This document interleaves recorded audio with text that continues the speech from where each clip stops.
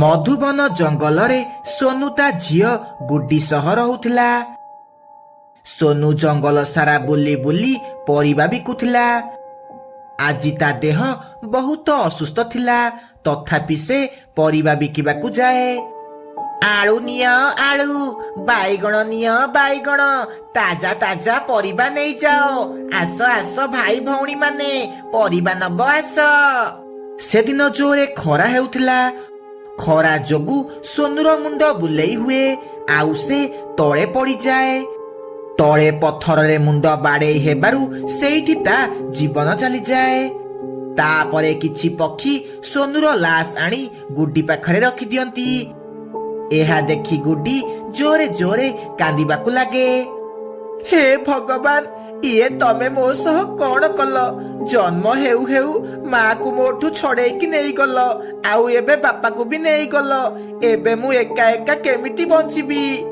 ଏମିତି କିଛି ଦିନ ବିତିଗଲା। ଗୁଡି ପାଖରେ ଥିବା ସବୁ ଟଙ୍କା ଧୀରେ ଧୀରେ ଶେଷ ହେଇଗଲା। ଘରେ ଯାହା ବି ପଇସା ଥିଲା, ବାପା ଚାଲିଗଲା ପରେ ସବୁ ଶେଷ ହେଇଗଲା। ଏବେ ଘରେ କିଛି ବି ଖାଇବାକୁ ନାହିଁ। ମତେ ପେଟ ପୋଷିବାକୁ ହେଲେ କିଛି କାମ କରିବାକୁ ପଡିବ। କାଲିଠୁ ମୁଁ ପରିବା ବିକିବାକୁ ଯିବି। ତା ପରଦିନ ସକାଳୁ ଗୁଡି ଜଙ୍ଗଲରେ ପରିବା ବିକିବାକୁ ଯାଏ। ପରିବା ନିଅ ପରିବା, ତାଜା ତାଜା ପରିବା। ଆସ ଆସ ଭଉଣୀ ମାନେ, ପରିବା ନବ ଆସ। ଏ ପରିବା ବାଲି, ଏ ଭେଣ୍ଡି କେତେ ଟଙ୍କା? ମାଉସୀ, କିଲୋ 20 ଟଙ୍କା। ଆରେ ବା, ତୁ ତ ବହୁତ ଶସ୍ତା ଦାମରେ ପରିବା ବିକୁଛୁ। ବାକି ପରିବା ବାଲା ତ ଠକିକି ଅଧିକ ଟଙ୍କା ନେଉଛନ୍ତି। ମୁଁ ଏବେ ସବୁଦିନ ତୋଠୁ ପରିବା ନେବି। ଏହା ଶୁଣି ବାକି ପରିବା ବାଲା ବହୁତ ରାଗିଯାନ୍ତି। ଆରେ ଏ ନୂଆ ପରିବା ବାଲା କିଏ? ଇଏ କଣ ଆମଠୁ ଶସ୍ତା ଦାମରେ ପରିବା ବିକୁଛି? ଏମିତି ହେଲେ ତ ଆମ ପାଖକୁ କେହି ବି ଆସିବେନି। ନାଇଁ ନାଇଁ ନାଇଁ ମ, ଆମ ଜଙ୍ଗଲରେ ମୁଁ ଏମିତି ହେବାକୁ ଦେବିନି। ଏହା କହି ସେମାନେ 3 ଜଣ ଗୁଡି ପାଖକୁ ଯିବାକୁ ଲାଗନ୍ତି। ଏ ଚଢେଇ, ତୁ କିଏ? ତୁ ଆମ ଏରିଆରେ କଣ ଆସିକି ପରିବା ବିକୁଛୁ? ତୋର ଏତେ ସାହସ, ଆମ ସହ ପଙ୍ଗା ନଉଛୁ? ଏଇଟା କିଛି ଭଲ ହେବନି। ମୁଁ ତମ ମାନଙ୍କର କଣ କଲି? ମୁଁ ତ ପରିବା ବିକୁଛି, ଆଉ ତମେ ବି ପରିବା ବିକୁଛ। ଏଥିରେ ଅସୁବିଧା କଣ? ଆମେ ଏଠି ବର୍ଷ ବର୍ଷ ହେଲା ପରିବା ବିକୁଛୁ, ଆଉ ତୁ ଏଠି ପରିବା ବିକିଲେ ଆମ ପାଖକୁ କେହି ବି ଗ୍ରାହକ ଆସୁନାହାନ୍ତି। ଭଲରେ ଭଲରେ କହୁଛି, ଏଠୁ ପଳା। ଏଥିରେ ମୋର କଣ ଦୋଷ? ଗ୍ରାହକ ମାନଙ୍କୁ ମୋ ପରିବା ଶସ୍ତା ଆଉ ତାଜା ଲାଗୁଛି ବୋଲି ସେମାନେ ମୋଠୁ ପରିବା କିଣୁଛନ୍ତି। ତମେ ବି ଭଲ ପରିବା ବିକିଲେ ତମଠୁ ବି ଲୋକ କିଣିବେ। ଏହା ଶୁଣି ସେମାନେ ବହୁତ ରାଗିଯାନ୍ତି, ଆଉ ତା ଠେଲା ଗାଡି ଫୋପାଡ଼ି ଦିଅନ୍ତି, ଆଉ ସବୁଦିନ ତା ସହ ଝଗଡା କରନ୍ତି। ତଥାପି ଗୁଡି ହାର ମାନେ ନାହିଁ, ଆଉ ସବୁଦିନ ପରିବା ବିକିବାକୁ ଆସେ। ତା ପାଖକୁ ବହୁତ ସାରା ପକ୍ଷୀ ପରିବା କିଣିବାକୁ ଆସନ୍ତି। ଆଗରୁ ଆମ ପାଖରୁ ପକ୍ଷୀମାନେ ବହୁତ ସାରା ପରିବା କିଣୁଥିଲେ, ଆଉ ଏ ଚଢେଇ ଯୋଗୁ ଏବେ କେହି ବି ପକ୍ଷୀ ଆମ ପାଖକୁ ପରିବା କିଣିବାକୁ ଆସୁନାହାନ୍ତି। ନା, ଆଜି ୟାକୁ ମଜା ଚଖେଇବାକୁ ପଡିବ। ରାତିରେ ଗୁଡି ପରିବା ବିକି ଘରକୁ ଫେରୁଥିଲା। ସେତିକି ବେଳେ ସେ 3 ଜଣ ତାକୁ ରାସ୍ତାରେ ରୋକି ଦିଅନ୍ତି। ତତେ ଆମେ ବାରମ୍ବାର ମନା କଲୁ ଆମ ଜଙ୍ଗଲକୁ ପରିବା ବିକିବାକୁ ଆସେନି ବୋଲି, କିନ୍ତୁ ତୁ ଆମ କଥା ଶୁଣିଲୁ ନାହିଁ। ଏବେ ବହୁତ ହେଇଗଲା, ଆଜି ତତେ ମରିବାକୁ ପଡିବ। ମୁଁ ତମର ଏ ଶୁଖିଲା ଧମକକୁ ଡରିନି। ତମର ଯାହା କରିବାର ଅଛି କର, ମୁଁ ତମକୁ ଡରିନି। ଏହା ଶୁଣି କାଳୁ ବହୁତ ରାଗିଯାଏ, ଆଉ ଗୋଟେ ପଥର ଉଠେଇକି ଗୁଡି ମୁଣ୍ଡରେ ବାଡେଇ ଦିଏ। ତମେ ମାନେ ମତେ ମାରିକି କିଛି ବି ଠିକ କଲନି। ମୁଁ ବଦଲା ନେବି। ମୁଁ ପୁଣି ଥରେ ଫେରିବି, ଆଉ ତମ ମାନଙ୍କୁ କାହାକୁ ବି ଛାଡିବିନି। ଆରେ ଇଏ ତ ମରିଗଲା, ଏବେ ଆମେ କଣ କରିବା? ସକାଳ ହେଲେ ଆମେ ସବୁ ଧରା ପଡିଯିବା। ଚାଲ ୟାକୁ ନେଇ ନଦୀରେ ଫୋପାଡ଼ି ଦେବା। ଏହା କହି ସେମାନେ ଗୁଡିର ଲାଶ ନେଇ ନଦୀରେ ଫୋପାଡ଼ି ଦିଅନ୍ତି, ଆଉ ସେଠାରୁ ଚାଲିଯାଆନ୍ତି। ସେଦିନ ଥିଲା ଅମାବାସ୍ୟା ରାତି। ଗୁଡିର ଆତ୍ମା ଜାଗି ଉଠେ। ଆସିଗଲି ମୁଁ ପ୍ରତିଶୋଧ ନେବି, କାହାକୁ ବି ଛାଡିବିନି। ଯିଏ ଯିଏ ମତେ କଲ ବଲ କରି ମାରିଛ ମୁଁ କାହାକୁ ବି ଛାଡ଼ିବିନି, କଞ୍ଚା ଖାଇଦେବି। ଏମିତି କିଛି ଦିନ ବିତିଯାଏ।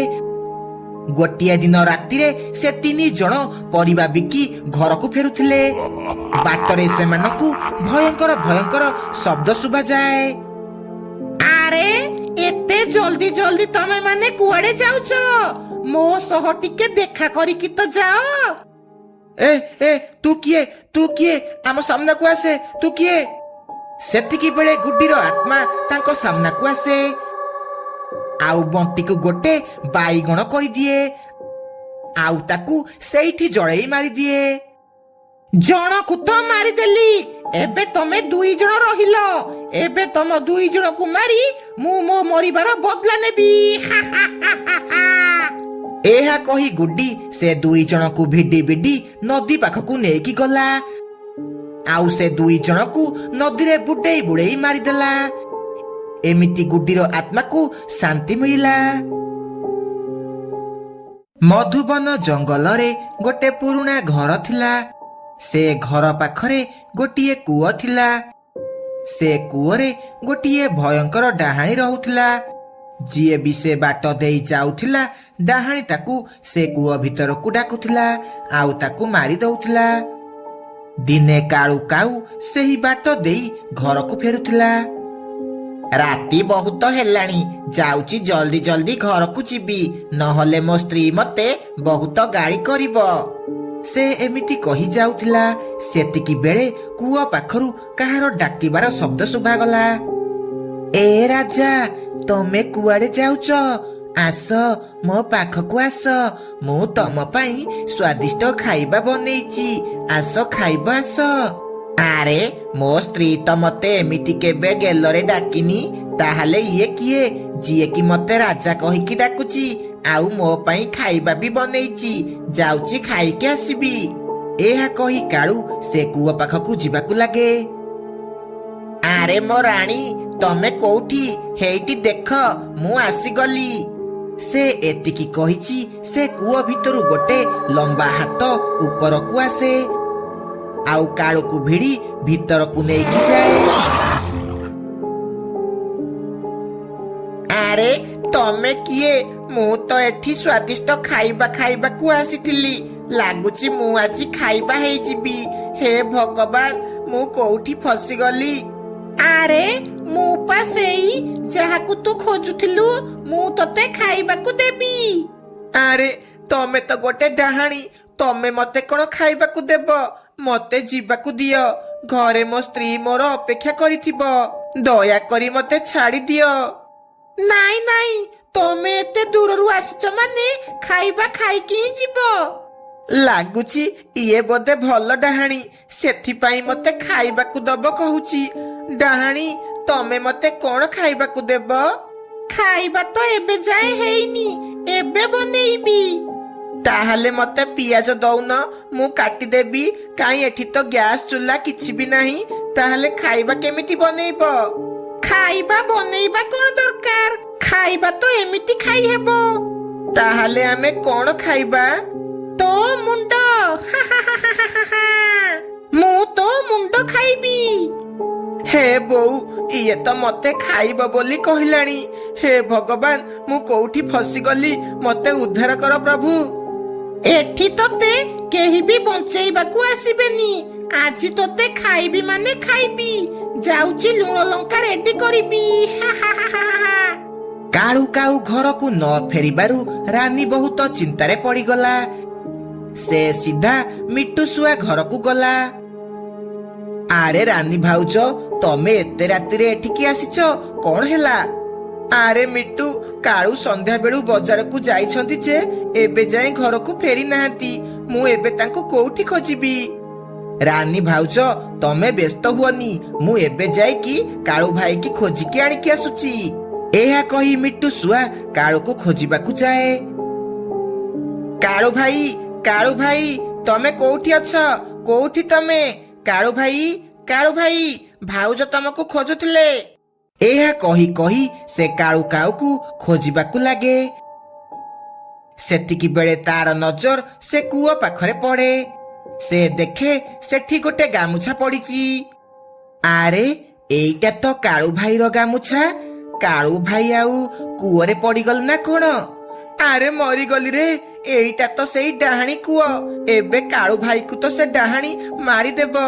ନା, ମତେ କାଳୁ ଭାଇକୁ ଯେମିତି ହେଲେ ବଞ୍ଚେଇବାକୁ ପଡିବ। ଏହା କହି ମିଟୁ ସେଠାରୁ ଦୌଡ଼ିକି ଜଙ୍ଗଲ ଭିତରକୁ ଯାଏ।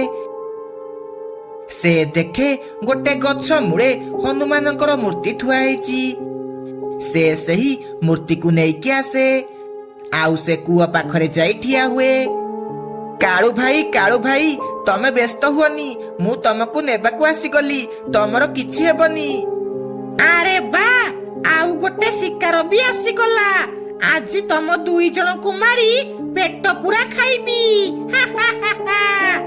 ଏହା କହି ଡାହାଣୀ ମିଟୁକୁ ଧରିବା ପାଇଁ କୂଅ ଉପରକୁ ହାତ ବଢାଏ। ସେତିକି ବେଳେ ମିଟୁ ହନୁମାନଙ୍କର ମୂର୍ତ୍ତି ଡାହାଣୀ ହାତରେ ଦେଇଦିଏ। ସେ ସେହି ମୂର୍ତ୍ତିକୁ ମିଟୁ ଭାବି ତଳକୁ ନେଇକି ଯାଏ। ଆରେ ଆରେ ଇଏ କଣ? ମୁଁ କାହାକୁ ଧରିଦେଲି? ଏବେ ମୋର କଣ ହେବ? ସେତିକି ବେଳେ ହନୁମାନଙ୍କ ମୂର୍ତ୍ତିରୁ ଜୋରେ ଲାଇଟ୍ ହୁଏ ଆଉ ଡାହାଣୀ ଉପରେ ପଡେ। ଡାହାଣୀ ଦେହ ଜୋରେ ଜୋରେ ଜଳିବାକୁ ଲାଗେ। ସେ ଜୋରେ ଛଟପଟ ହେବାକୁ ଲାଗେ। ଛାଡ଼ିବିନି, କାହାକୁ ବି ଛାଡ଼ିବିନି। ମୁଁ ପୁଣି ଥରେ ଆସିବି ଆଉ ସମସ୍ତଙ୍କୁ ମାରିଦେବି। ଏମିତି ଛଟପଟ ହେଇ ଡାହାଣୀ ଜଳି ପୋଡ଼ି ପାଉଁଶ ହେଇଯାଏ। ତାପରେ ମିଟୁ କାଳୁକୁ ଉପରକୁ ବାହାର କରେ। ତାପରେ ସେମାନେ ଖୁସି ଖୁସି ଘରକୁ ଫେରି ଆସନ୍ତି।